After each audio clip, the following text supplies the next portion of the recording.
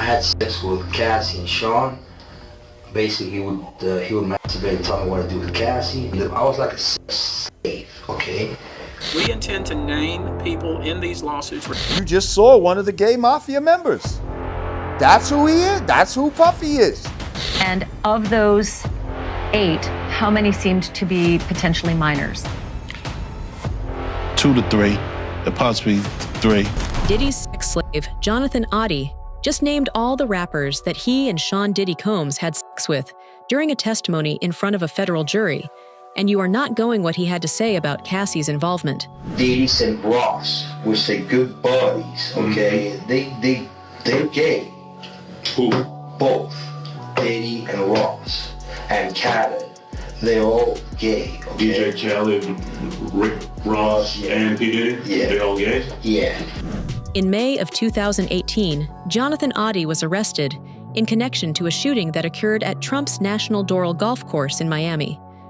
During an interrogation into why Jonathan tried to shoot up Trump's golf course, he mentioned that Diddy was actually using him as a sex slave, and the mafia in Hollywood was actually forcing him to commit crimes. Combs. Puff Daddy? Yeah. P. Diddy, whatever you call himself Yeah. these days. Yeah, go ahead. I had sex with Cassie and Sean. Basically, he would masturbate and tell me what to do with Cassie. I was like a sex slave, okay? For them, that's what I was. That's all right? I caught herpes, and I came back and I seen him for the herpes and won. But I seen the liquid cocaine, I've drank it myself, having sex with Diddy and Cassie, okay? It's not good. He drinks it all the time, all right? He calls it G-Jit, but it's liquid cocaine. All right. I've settled $4.125 million with Diddy. I've settled $4.125 million with Diddy. Okay, was he scared that I was exposed? I don't want to talk about Diddy right now. I want to talk about you. Help me understand you. I mean, who? It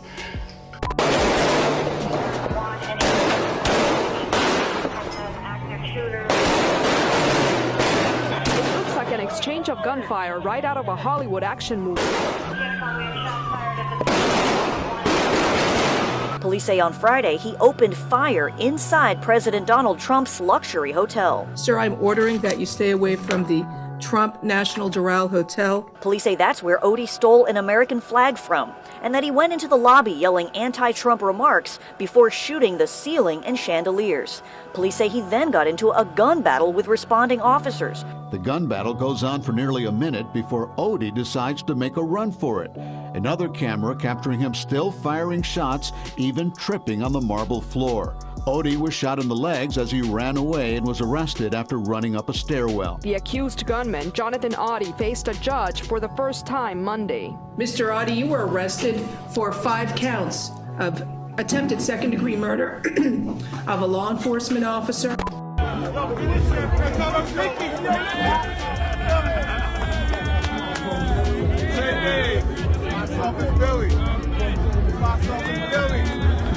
As we peel back the layers of everything that happens in Hollywood, we can see how Diddy has long been involved in not only facilitating abuse, but also orchestrating shootings, arson, and sometimes even murder. People that went against Diddy had their career destroyed because of all the connections that Diddy had, and this is something that even top artists have confirmed was happening. In a recent interview on The Art of Dialogue, rapper and founding member of the hip-hop group Brand Nubian, Lord Jamar spoke out about this too. Yeah, you gotta trademark that. But do you believe hip-hop got a gay mafia? Yes. Do I believe there's people behind the scenes that are homosexuals that are pushing buttons? Yes. Yes. And that they want you to be down with their in order to push the button for you? Absolutely. And this is part of it.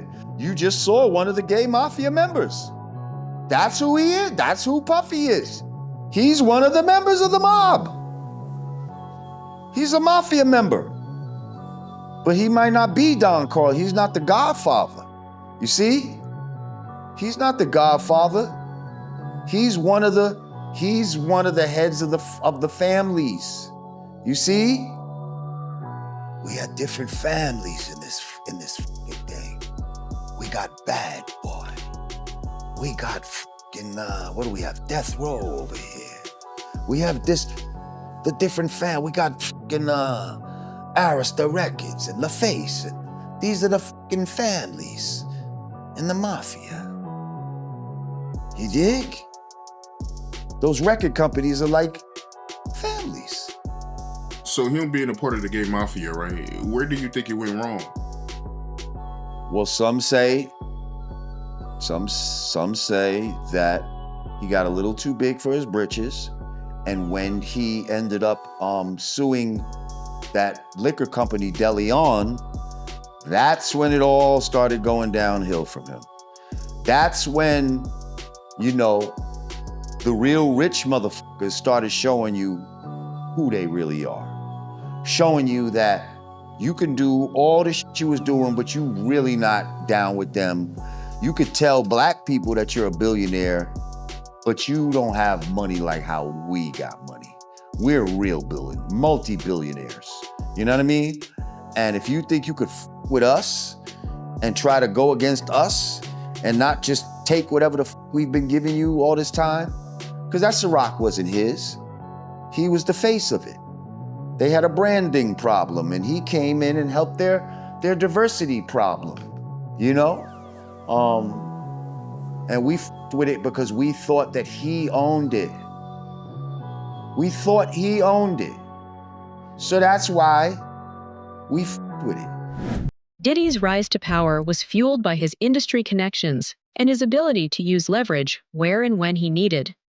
If Diddy didn't like you, everyone stayed clear of you, and your career ended before it could even start.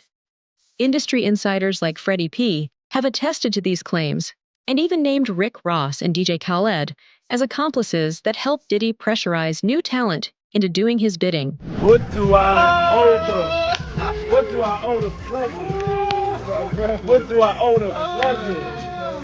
Last time we been together,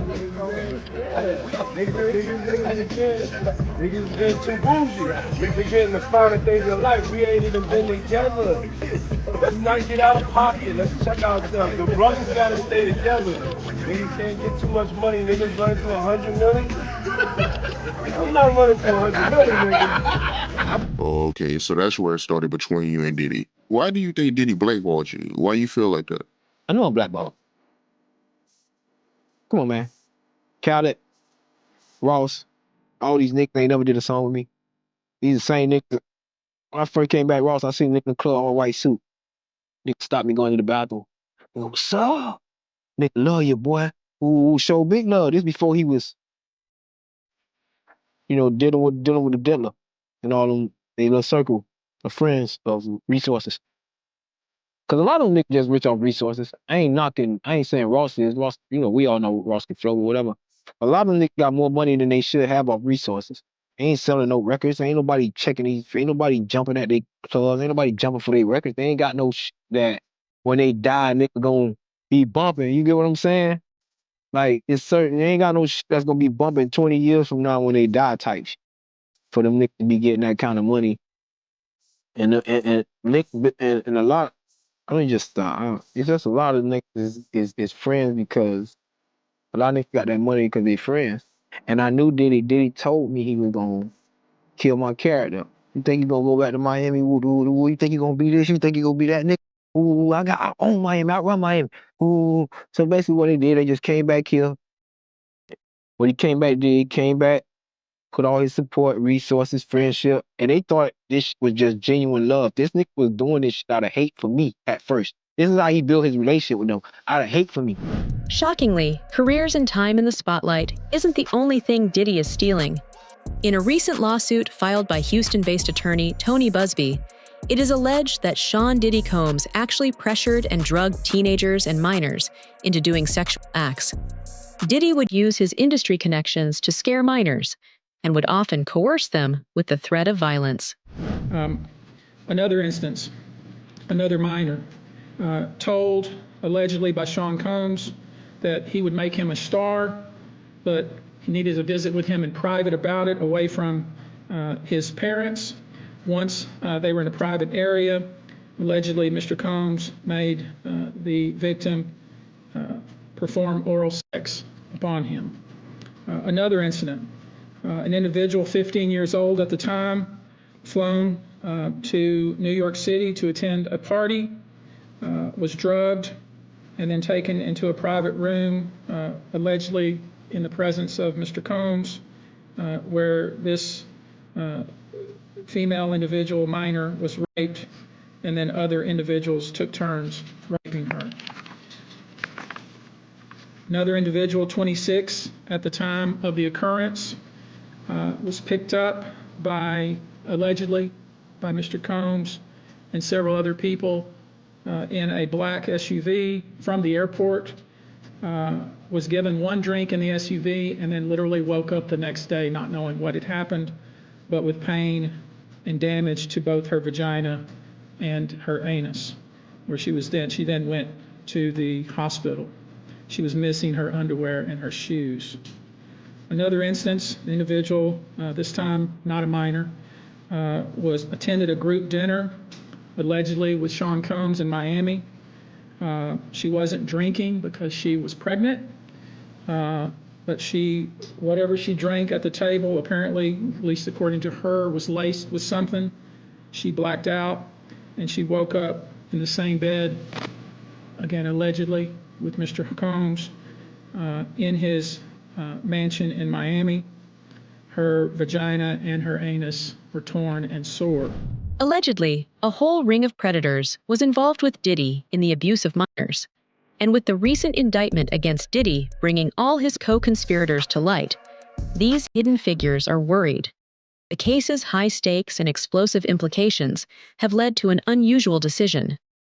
The trial will be open to the public, a move that promises to expose these hidden figures and lay bare the secrets they've long kept under wraps.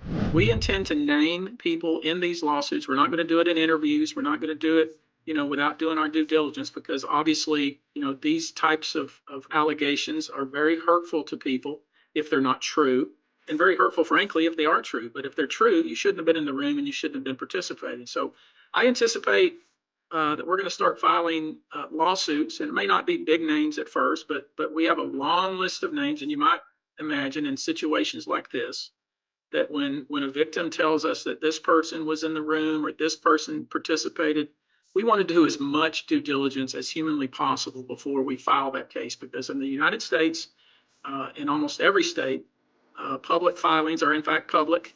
And when you name somebody in a lawsuit, the press is going to pick it up, and we're aware of that. So we're going to make sure that we dot our I's and cross our T's, and I expect that there will be some people named in these lawsuits that will raise some eyebrows. The implications run deep. Did Hollywood and the music industry always have a rampant couch casting culture? And if yes, then why did everyone stay quiet for so long? Were some of the biggest names in Hollywood merely silent about what was happening, or were they complicit in the abuse that took place? In an interview with Art of Dialogue, Sean Diddy Combs' ex-security guard, Gene Deal, revealed the unsettling tactics Diddy allegedly used to gain leverage over other celebrities, suggesting he even amassed blackmail material on those around him. There's some about the music, clothing, movies. They're not gonna come out and speak on nothing that has anything to do with them, and they praying that they not on the tape doing crazy stuff, being oiled up in the whole 9 yards. They praying. So until the feds say, hey, yo, listen here. We got you on, hey buddy, we got you on this tape, and girl looked like she was pretty young.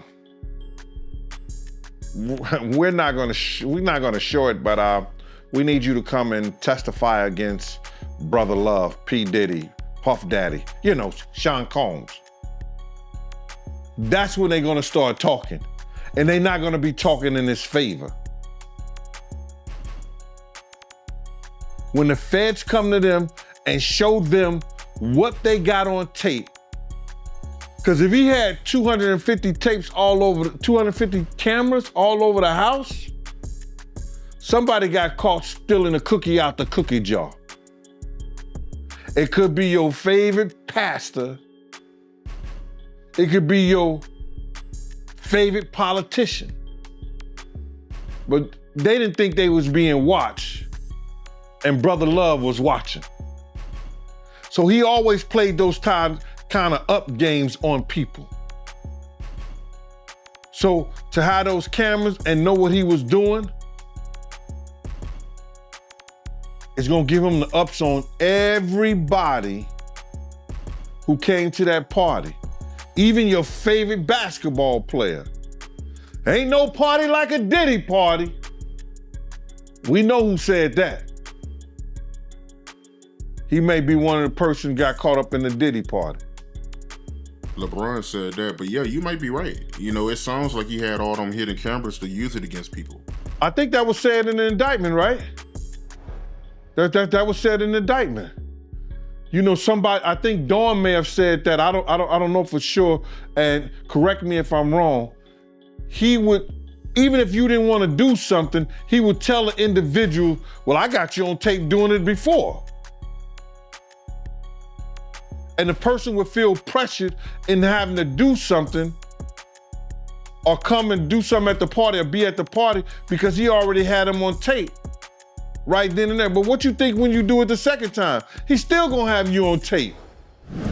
As the date for Diddy's trial creeps closer, more and more celebrities are coming forward with details about how Diddy operated his alleged sex trafficking ring.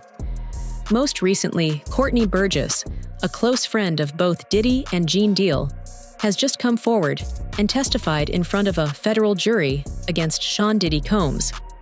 Alleged subpoenas have been issued to anyone who was in contact with Diddy at the time of the crimes, and 8 video files on 11 different flash drives showing Diddy having intimate relations with minors have also been obtained by Homeland Security.